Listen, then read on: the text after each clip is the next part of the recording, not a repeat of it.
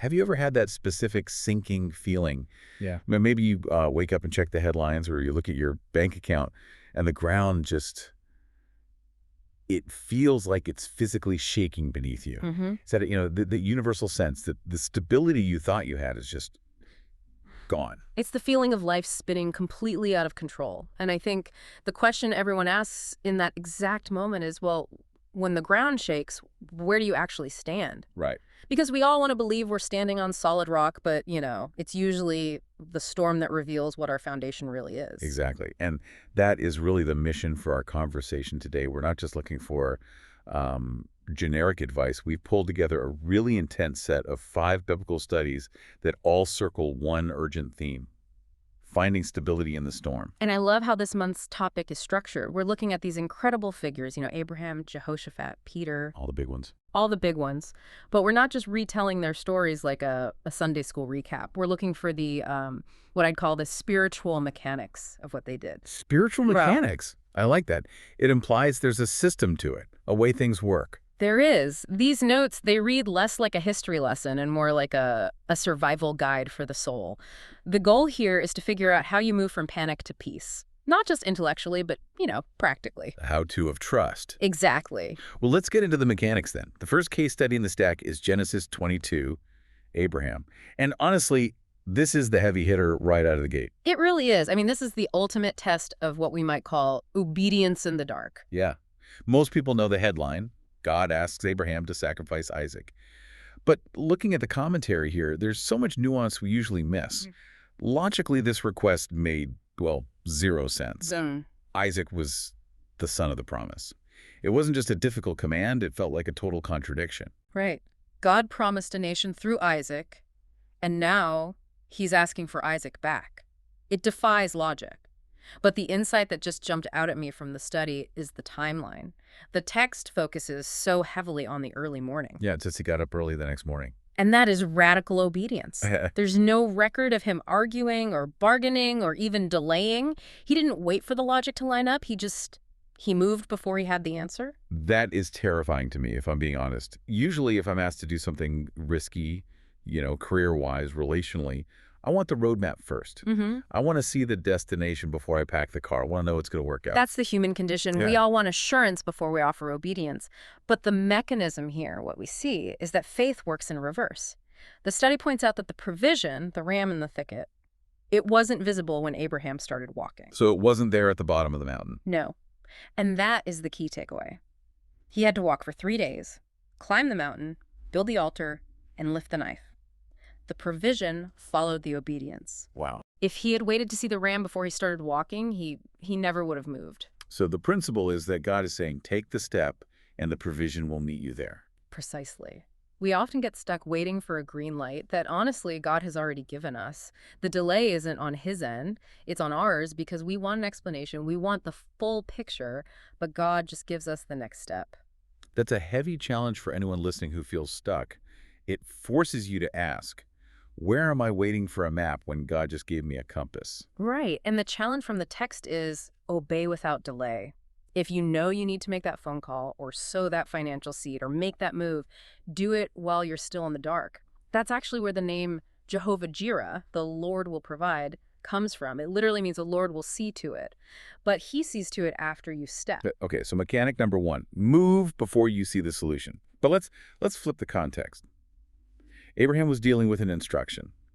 Sometimes the ground is shaking not because God asked you to do something, but because you are just straight up overwhelmed. And this brings us to 2 Chronicles 20, King Jehoshaphat. This is the trusting when you're powerless scenario. And he was powerless. The material emphasizes the impossible math here. It was not a fair fight.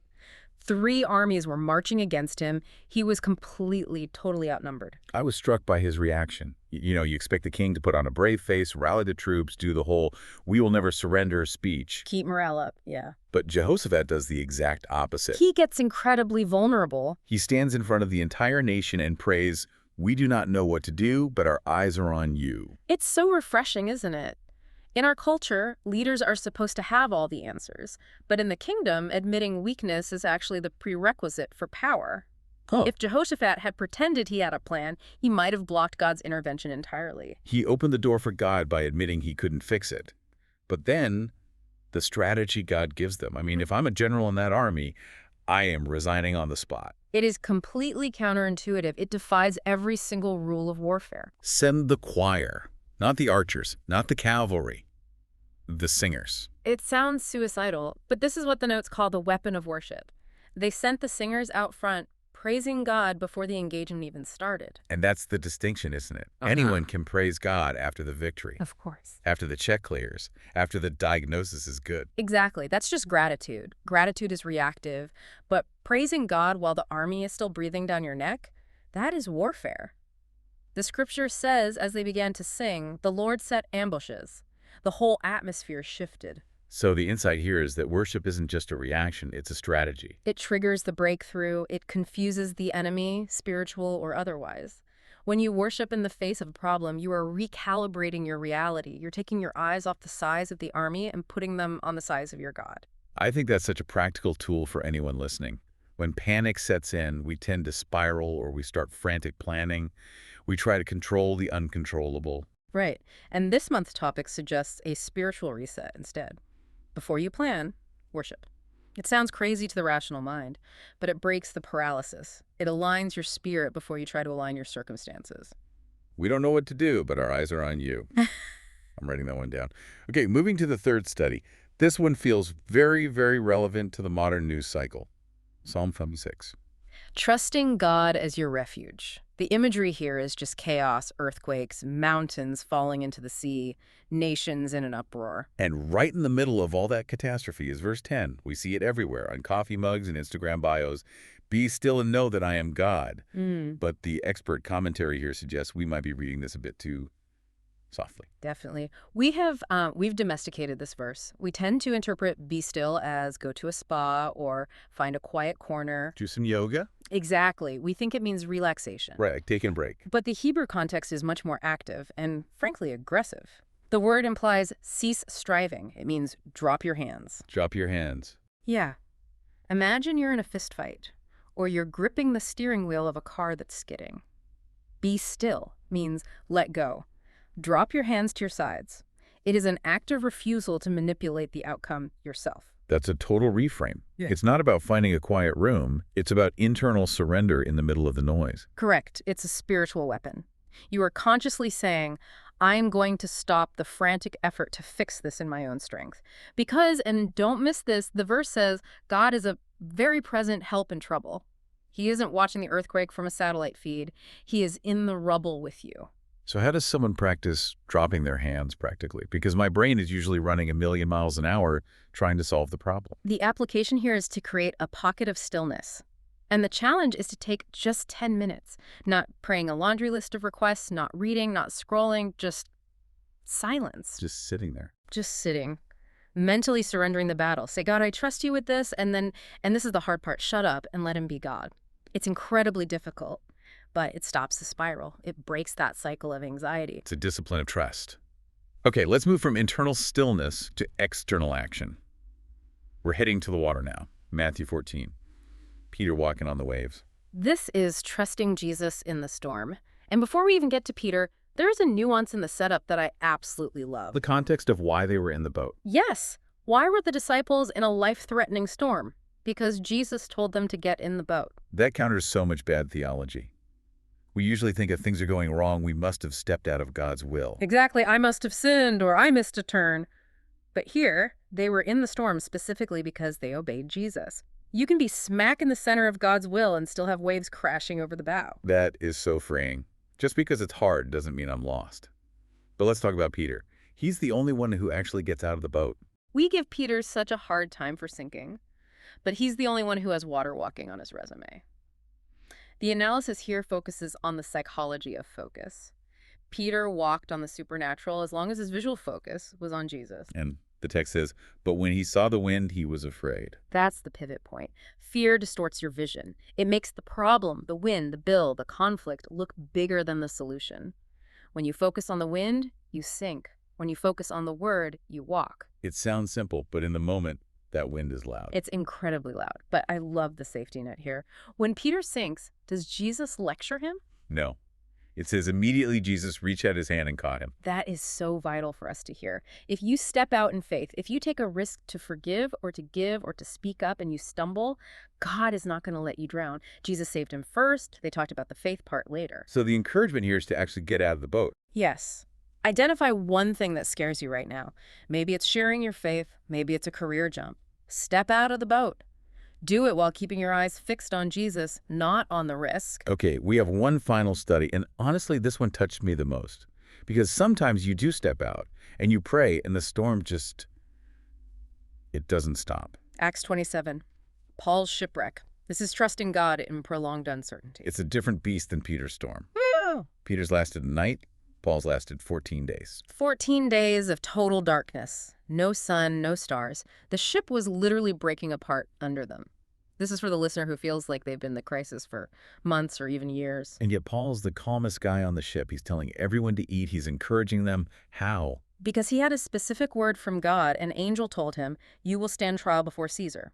That implies survival. So Paul anchored himself to that outcome. He told the crew, "I have faith in God that it will happen just as he told me." But, and here is the twist that blew my mind in the notes, the ship sank. That is the transformational truth of this passage. We often confuse the method with the promise. We think deliverance means the ship gets saved, the sailing gets smooth. Right, we want the cruise ship arrival. We want the job to be saved, the marriage to be instantly fixed. But God's promise was that the lives would be saved, not the ship. The ship was lost. The text says they made it to shore on broken pieces of the ship, on planks, on debris. That is such a vivid picture. On broken pieces. It means the structure you thought was going to carry you might fall apart, the business might fail, the relationship might end, but you will make it to shore. God can save you on the debris of the thing you thought you needed. We have to be okay with messy deliverance. Exactly. It's not always pretty, but if God said you will make it, you will make it, even if you're swimming. So for the person listening who is in that 14-day storm, watching the ship break up, what's the move? Go back to the last thing God said to you. Anchor yourself in that word, not the weather report. And notice what Paul did. He broke bread and ministered to the crew. Even while the ship was going down, he was helping others. It's amazing how helping someone else keeps you from drowning in your own despair. That is profound. Okay, let's pull this all together. We've covered a massive amount of ground here. We have. We've got Abraham moving before he sees the answer. We've got Jehoshaphat using worship as a weapon before the battle's even won. We've got the dropping your hands, stillness, Psalm 46. We've got Peter learning that focus determines reality. And we've got Paul surviving on broken pieces. It's a beautiful thread. And if you look closely, it all comes down to one core shift. We spend so much energy trying to figure it out. We want to analyze the storm, predict the storm, manage the storm. We want control. But the invitation this month is to move from trying to figure it out to deciding to trust. It's a shift from the head to the spirit. It's waking up and choosing to start the day with the word, not the news headlines. It's speaking to the fear and saying, "My eyes are on you." It's realizing that you don't wait for stability to trust. You trust now, and that is how you find stability. I love that. Ugh. Stability isn't the absence of a storm, it's the presence of God within it. Amen. And here's a final thought for everyone listening to Mull Over this week. We always ask God to change the storm. Lord, calm the wind. Lord, fix the finances. But consider this. What if the storm is actually the very thing God is using to upgrade your faith? That changes how you pray. It does. What if the storm doesn't change immediately, but you can change immediately by shifting your trust? Peter would never have known he could walk on water if the boat hadn't been in a storm. Abraham would never have known God as provider if he hadn't walked up that mountain. The uncertainty is the raw material for the miracle. So, to you listening right now, Yeah. don't waste the storm. Take that one bold step out of the boat this week. Whatever it is, God is there to catch you. Thanks for joining us for this discussion. We'll catch you next time.